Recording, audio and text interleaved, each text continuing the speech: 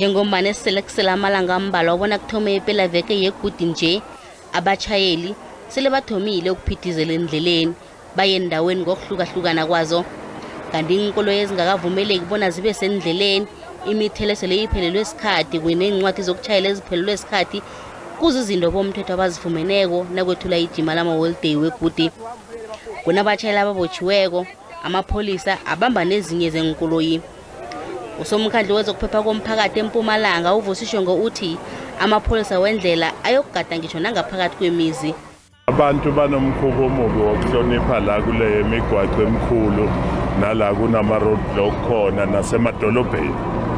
Bese kuthi le malokishini emakhaya la sihlala khona kuma village benza into abayithandako, bayaphuza, bashayela imoto, benza ubugebengu ngendlela abayithandako.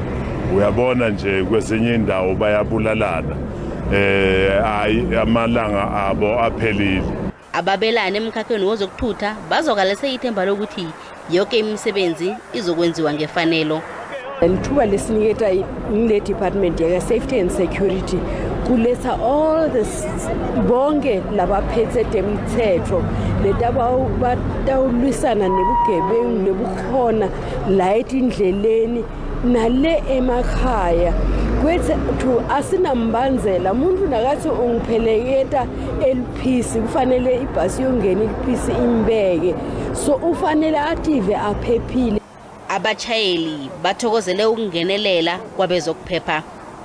Imoto lengekho emgwaqini kumele ikhishwe ihlalele ngaphandle kube kusayele right endleleni. Abantu lamalanga banatha yabona, so uma bathi sikuvaliwe lamgwaqweni batawehlisa izinga lokunatha. Emalangeni ezako la kuzokubeka bezokuPhepha ngokuhlukahlukana kwengaba esifundeni lesisoke, kanti kunendawo ezokubeka ilihlo khulu njengelibombo neOshuku.